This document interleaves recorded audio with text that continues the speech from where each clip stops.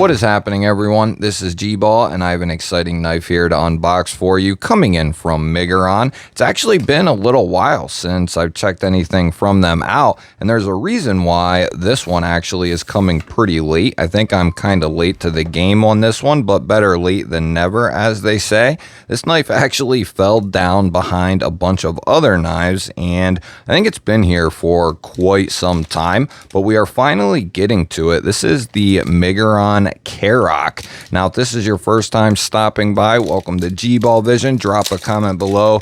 Let me know what your EDC is looking like today. So the Kerak is going to come in just under 40 bucks. I think they're about $37 depending on the version that you're looking at. This is actually going to be an aluminum handle with a gold flake. They have several different versions that are going to be available, and then you're going to be looking at D2 steel. And as far as the lock goes, it looks like it's going to be a button liner lock with access to the liner. No way.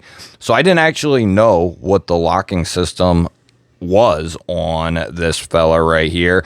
I just remember seeing a few videos out there on this particular knife, just the name. I didn't get a chance to scope any of them out, so it's really the first time I am seeing the knife. I saw a few photos of it, but other than that, this is really my first look at it, and it is mighty intriguing.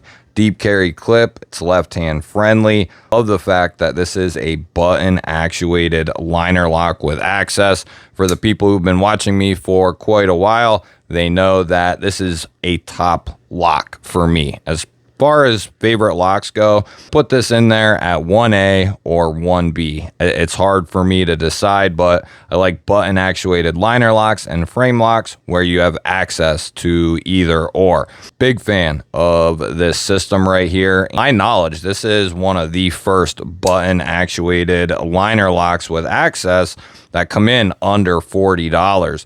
D2 on the blade steel, and they're going to be doing a good job on the D2. And in the case of that, if you're not familiar, D2, when done properly, has a great performance to it, really good edge retention, it's got good toughness, and if you take care of it, the corrosion resistance is going to be just fine in most places. Now, there are certain cases where maybe not the best idea to go with D2, but that's limited places, and most people know that fact. But with a good stone wash or a dark wash, that really helps aid D2 in its corrosion resistance. So this nice stone wash here will definitely help it in certain environments. Dual thumb studs for the deployment, they are placed well. The detent is nice and snappy on this guy. And then as far as the closing action goes, that is really, really nice. That's one of the best closing actions I have felt on a button liner lock. This is really good. I'm kind of stunned. It's really controlled. Like, it's smooth and quick, but it's controlled. It's not that crazy quick, though. I wonder how they're doing that. It must be just tolerances, but that's really nice. As far as the closing action, I think that is absolutely beautiful. Open construction here with a couple of standoffs. This is a good looking knife. No wonder it was extremely popular. And it stinks that this fell behind a bunch of other knives and it's been missed all this time, because I would have loved to know this was even here. That's just the way it goes sometimes. We'll get a measurement here on this fella, and that's going to come in at 7 5/8 overall, 3 inches of cutting edge, and we'll call it 3.4 of total blade. For a better idea on the Kerak size, I have some comparison knives out here, the Spyderco Para 3 up top and the Paramilitary 2 on the bottom, and this is much more in line with something like the Para 3. And 2 more, the Benchmade Bug Out up top and the Vostede Raccoon Sheep's Foot on the bottom. And that's going to be very comparable to something like the Raccoon size. After giving it some careful thought, I want to mention also that this knife does not remind me of anything else that I've seen in the past. You know, I'm sure there's something out there that looks similar to this. I don't know of every single knife that's in existence, but what I can say is that they did something quite a bit different here with this actual design. And then they put this awesome lock on here. And as to my knowledge, this is the first button actuated liner lock that they have done. And this was a really smart move on Migaron's part. We'll get our 50 ways baked in GBall Vision Hank out here and get a look at this clip. You won't have much poking out there at all, less than 1/8 of an inch. That's going to look clean in the pocket. I like the aesthetic of it.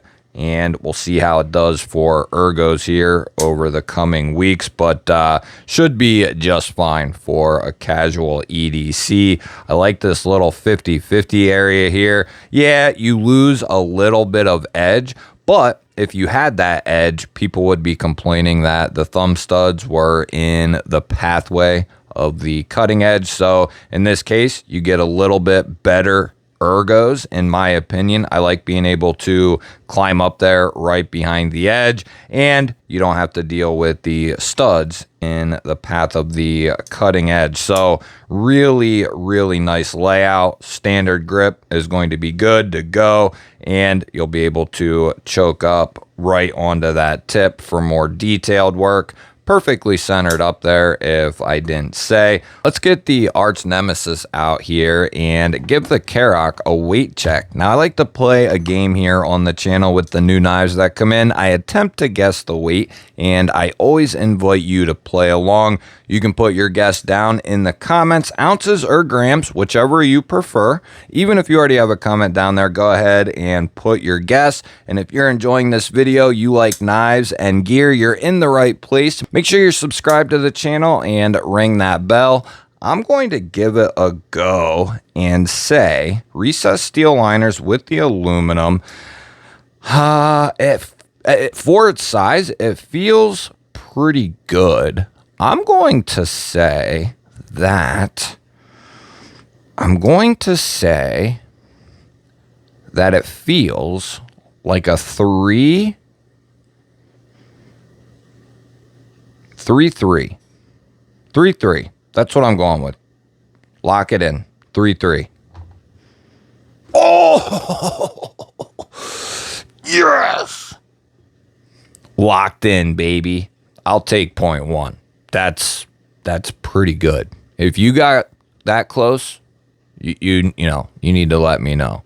But the evidence should be in the comments though. So don't be waiting till after I weigh it and putting your comment down there then.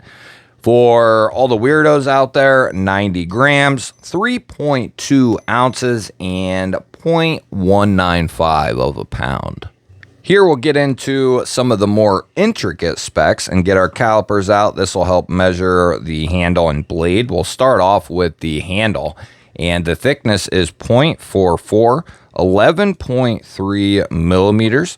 Very standard stuff there.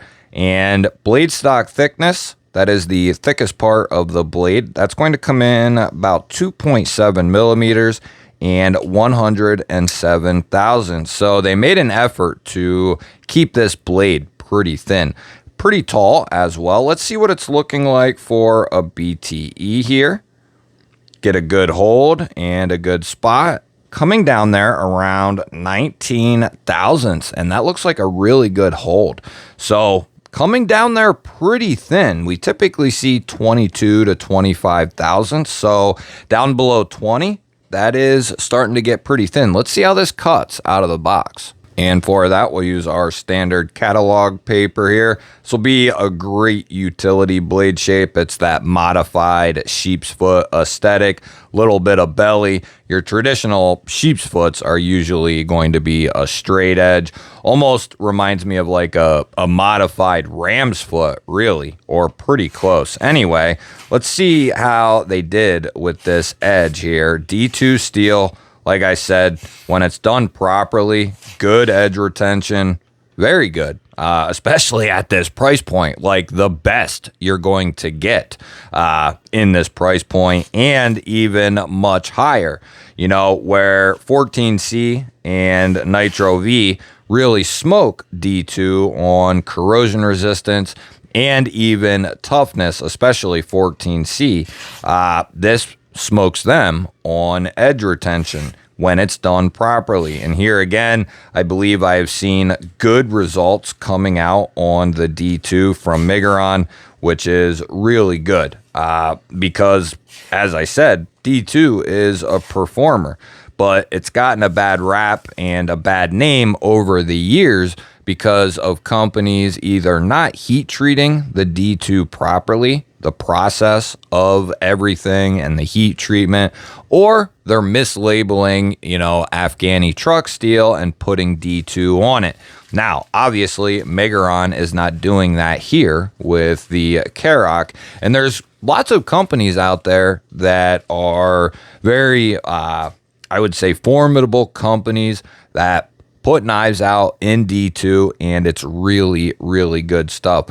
At this day and age, if a company is doing something fishy or suspicious, they're not going to make it too long, I would say. Might be a few days, might be a few weeks, could even be a few months, but they're not going to make it far trying to be deceitful to the knife community, because there's a lot of smart people here, and it's only a matter of time. So not a good idea for companies to be doing that in 2026. That's just my opinion, of course. You're going to get found out if you're doing something that you shouldn't be doing. That's just the way that it goes. I'm going to grab our driver here and see what we're looking at for the hardware. One thing I've always loved about Migaron is they don't do a bunch of over branding. All we have is their logo on the pivot, an outstanding logo, by the way, and then a clean show side, nothing else on this puppy. So really, really good stuff. I got a T8 in the driver, and that's what we're looking at for the body screws. As far as the pocket clip, looks like those are going to be T6. Not a huge deal on a $30 knife. And then T8 for the pivot there. The only time you really need to mess with the clip is if you're going to move it over to lefty.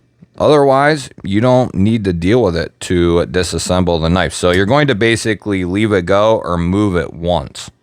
So we've ran over this thing with a fine-tooth comb, perfectly centered up, great detent, excellent closing action. Little bit of jimping there up the spine above those thumb studs.